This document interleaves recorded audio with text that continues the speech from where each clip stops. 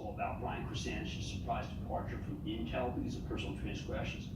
This is mad money, not mad prurient interest. So I want to focus on a different semiconductor company tonight. Let's talk about the stock of Micron.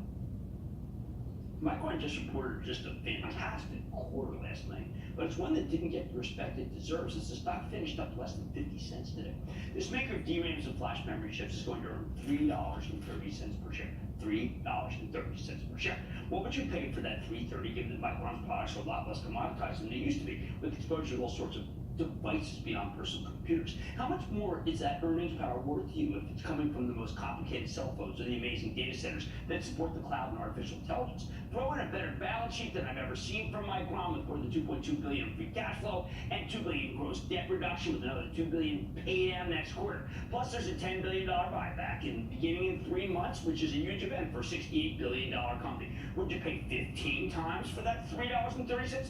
How about 20 times those earnings? If I throw in that several of the competitors are having a much harder time making their chips, as Micron is now a superior manufacturer, that make it easier?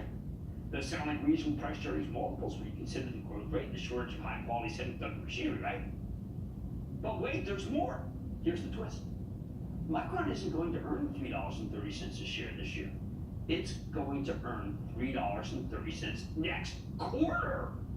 Yeah, Micron could actually earn $12.50 a share for its calendar year. That means it sells at an astounding low 4.7 times earnings, the lowest, cheapest stock in the S&P 500. What is wrong with this picture?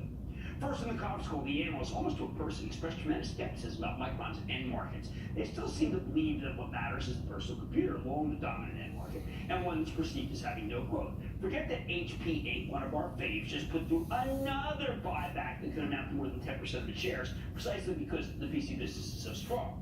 The PC ain't bad, but all of Micron's other businesses are growing much faster. Second, the analysts are all waiting for the two larger competitors, Samsung and SK Hynix, to flood the world with DRAMs, because these memory chips are regarded as total commodities. Yet Micron took pains to say over and over again that its chips are anything but commodities now. They said they're solutions. That seems to fall on deaf ears. The analysts figure that Samsung and SK Hynix, they will solve any manufacturing problem they have with DRAMs this very year. Plus, the other big component of Micron's business, flash memory, has seen its pricing under pressure, unlike DRAMs, for most of this year. So these analysts collectively believe that next year will be a down year for Micron, hence the incredible shrinking price to earnings multiple. Remember, no analyst will ever feel comfortable pushing a stock that the earnings are going to shrink next year. So the majority of the analysts seem to want to jump ship any second rather than later. Hence why the stock fell $1.50 on the instant analysis right when it reported, although it only rallied after the conference call last night. The problem is that 19 out of 25 analysts who follow Micron, they have buys on it. And that's a precarious situation. If any of those bulls feels like DRAM pricing is about to fall thanks to overcapacity, they'll downgrade. Because if the earnings estimates need to come down, this stock will end up looking very expensive, not very cheap. Me, I'm a believer. I follow Mickey Dolenz on Twitter. I think the growth here is secular, not cyclical.